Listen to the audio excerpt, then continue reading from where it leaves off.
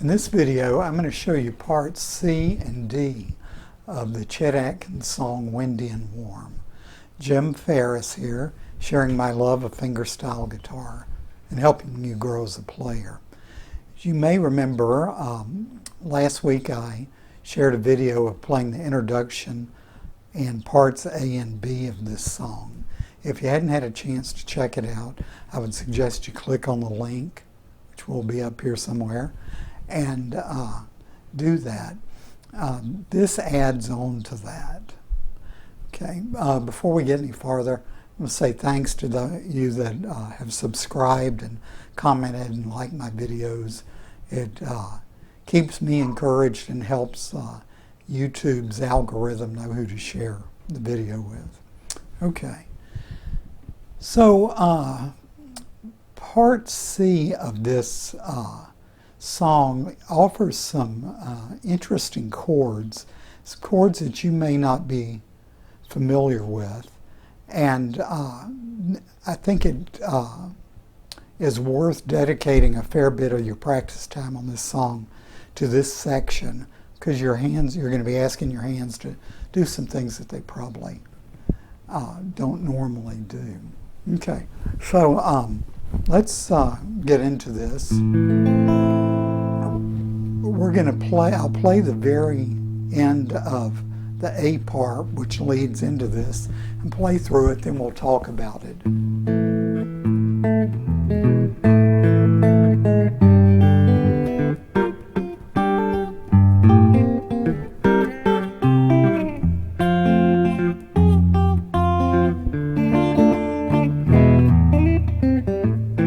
Okay, so what's all that stuff? Well, to start, we're going to be playing our first position A minor chord here at the end of the A section. And we're going to walk down this A, that's the second fret of the third string, to the first fret. Then we're going to grab a G chord and pluck the sixth string and then this open third string together.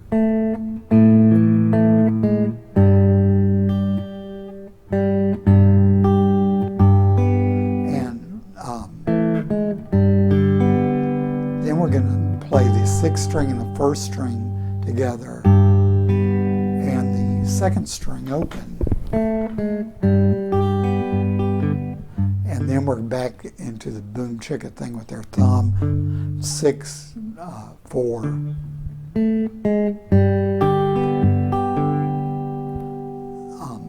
Then we're going to go to the 5th fret and play this kind of unusual chord. It's basically a G dominant 7th without the 3rd, and we're adding a sharp 9 to it.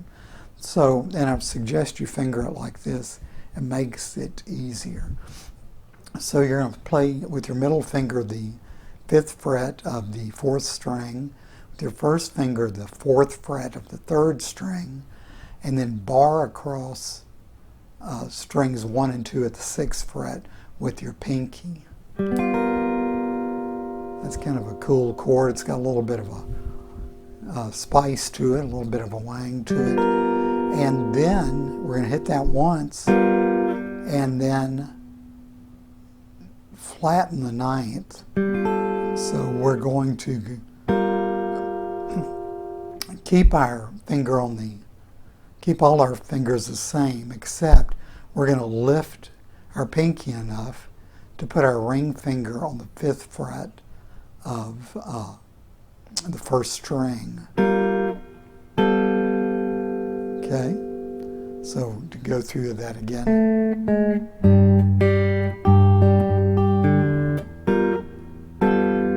Then we're going to play a G at the 3rd fret using our F shape. Okay, Then we're going to play the 6th string with our thumb at the 3rd fret and play this C7th chord. And all that, if you know a regular C7th like this, all we're doing is taking our pinky and putting it on the 1st string at the 3rd fret and dropping our ring finger down to the 3rd fret of the 3rd string where our pinky was.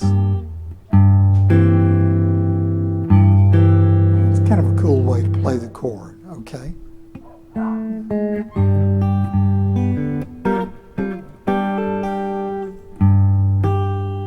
And that's 6th string, you make kind of an emphatic statement. And there I'm playing the 4th and 1st strings together, then the 2nd and 3rd strings together. Then the 1st string and the 3rd string again.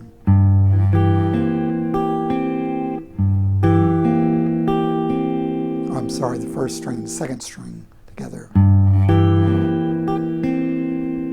Then we're going to go and play a C chord at the 3rd fret, and we're going to use this A shape. If you know your caged chords, then this is a C using the A shape. If you don't know it, you can do this. That's the chord, okay? So we're at the 3rd fret.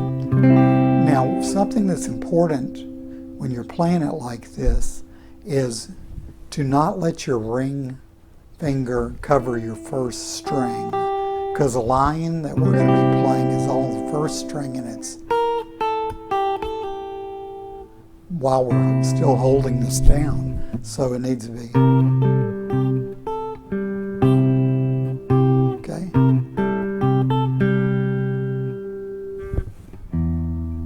Then we're going to an F, and I suggest if you can play it with your thumb over the neck, do that, because we're going to be moving, we're going to be doing some movement on the 1st string, and if you play it like this, you're prone to release pressure on your 1st finger, so you're going to lose that F note on the 6th string, okay? So that's why I'd like to do it like this.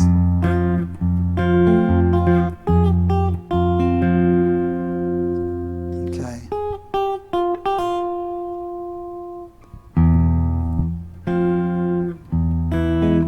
So back to back up and get to that point again.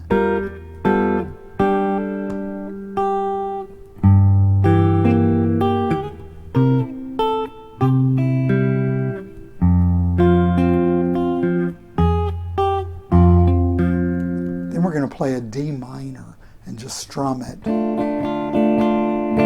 an E. Then that lick that was at the end of part B, and back into our A part. Okay? So, there's a lot going on there, right? So.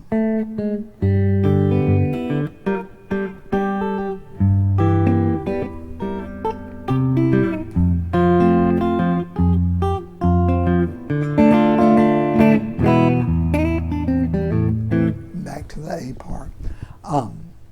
So then you play through the A part, okay? As I mentioned in the last video, that recurs every other verse. So then when we get to the D segment of the song, it's pretty easy to play. You begin by barring across the first 4 strings with your 1st finger at the 1st fret, and you're going to slide it up to the 2nd fret, pluck strings 2, 3, and 4, and slide up to the 2nd fret to make an A. Then we're going to reach up with our pinky and hit the 5th fret of the 1st string. And this, sometimes people call this a long A chord. Then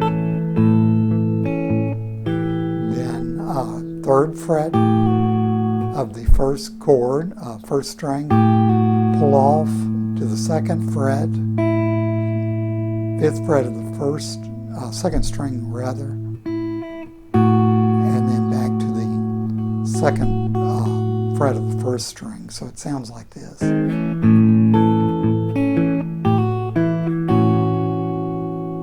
Okay. Then it repeats that slide.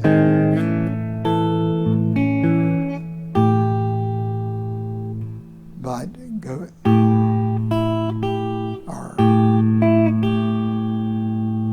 okay. So I'm going to play those two segments back to back so you can hear the difference.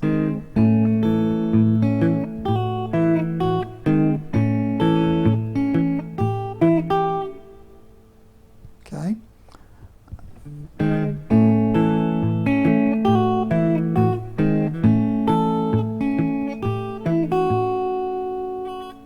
Then we're going to do it one more time.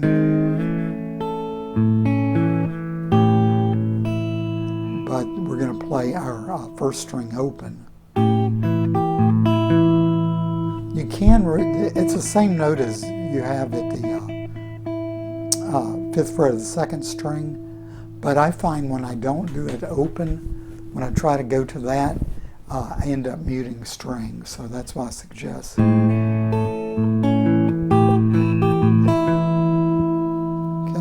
So if we put all three of those segments together, it sounds like. Then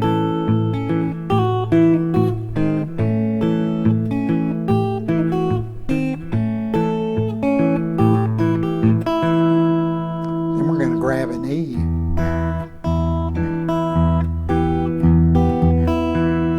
And that's play your sixth string, then strings 1 through 3. D on the third fret of the second string, the first string open. Then we're going to go up and grab the third fret of the first string and bounce between that and the first string open. Okay, so I'm going to go through all that little section again.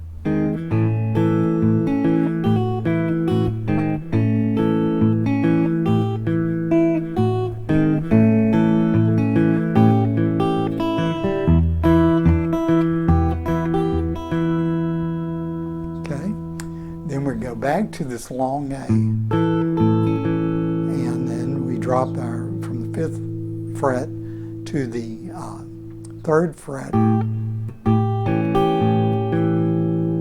that, and then we're going to go to an A minor.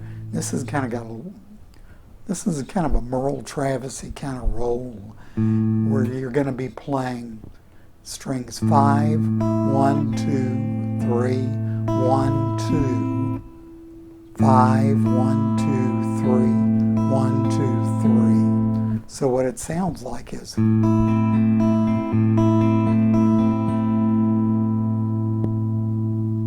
okay. Then we go to the sixth string open, fifth string open, fifth string second fret, fourth fret, fourth string open, fourth string second fret, then sixth string open, walk up from 2 to 4, and then we're back to part A. Okay, there's a lot going on, right? So I'm going to play through all of these sections slowly so that you can play along with me. So here we go.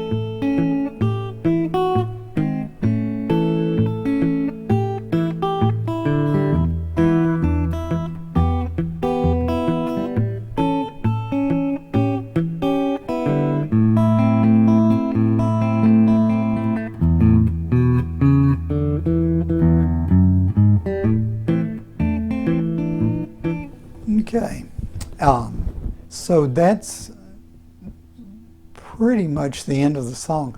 Chet does play an outro in which he goes back to the A part.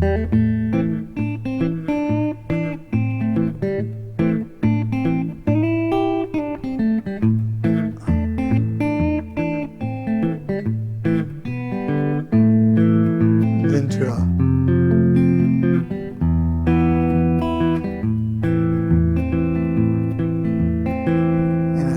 he plays